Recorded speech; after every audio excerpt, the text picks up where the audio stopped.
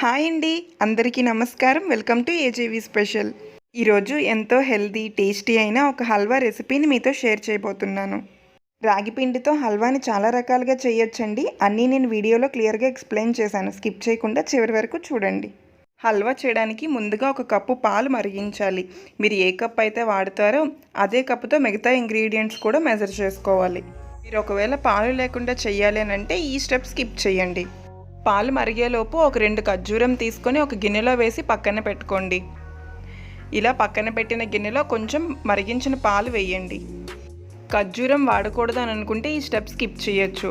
ఖర్జూరం వాడాలి అని అనుకుంటే పాలకు బదులుగా కొంచెం వేడి నీళ్ళు వేయండి.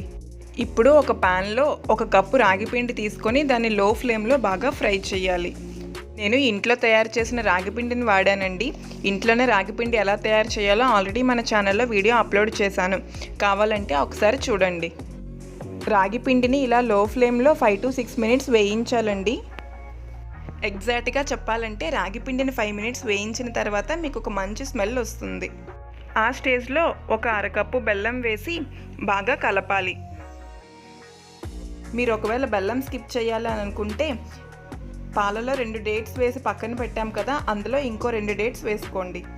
పాలు స్కిప్ చేయాలి అని అనుకుంటే బెల్లాన్ని కరిగించి వేయించిన రాగి పిండిలో వేసుకోవాలి.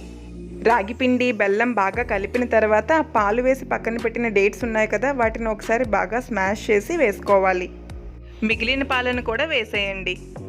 వీటన్నిటినీ ఉండలు లేకుండా బాగా కలపాలి. డైట్లో ఉన్నవాళ్ళు, డయాబెటీస్ ఉన్నవాళ్ళు ఎప్పుడైనా స్వీట్ తినాలని అనిపిస్తే ఇలా చేసి తీసుకోవచ్చు.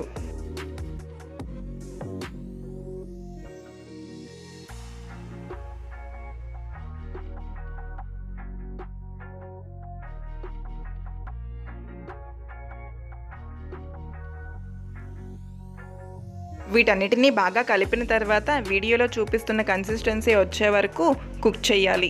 ఇప్పుడు కొంచెం జీడిపప్పు, బాదం పప్పు లేదా మీకు నచ్చిన డ్రై ఫ్రూట్స్ ఏవైనా నెయ్యిలో వేయించి హల్వాలో వేసుకోవాలి. డ్రై ఫ్రూట్స్కి బదులుగా ఫ్రెష్ కొబ్బరి తురుము లేదా క్యారెట్ కూడా వేసుకోవచ్చు. చూసారా ఈ హల్వాని ఎన్ని రకాలుగా చేయొచ్చో. బెల్లం వేసి, బెల్లం వేయకుండా, ఖర్జూరంతో, పాలు వేసి లేదా పాలు లేకుండా, కొబ్బరి తురుము, క్యారెట్ ఇలా చాలా రకాలుగా చేసుకోవచ్చండి. మీరు ఏ కాంబినేషన్లో అయినా చేయండి, టేస్ట్ మాత్రం చాలా బాగుంటుంది.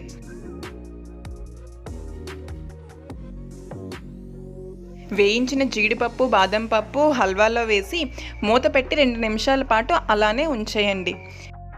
2 నిమిషాల తర్వాత తీసి వీటన్నిటిని మరొకసారి కలిపి సర్వ్ చేసుకోవడమే. అంతేనండి, మన టేస్టీ హెల్దీ హల్వా రెడీ అయిపోయింది. మీరు ట్రై చేసి ఎలా కుదిరిందో నాతో కామెంట్ సెక్షన్లో తెలియజేయండి. ఈ వీడియో మీకు నచ్చితే ఒక లైక్ చేసి మీ ఫ్రెండ్స్ అండ్ ఫ్యామిలీతో షేర్ చేయండి. సబ్స్క్రైబ్ చేసుకోవడం అస్సలు మర్చిపోవద్దు. Thank you.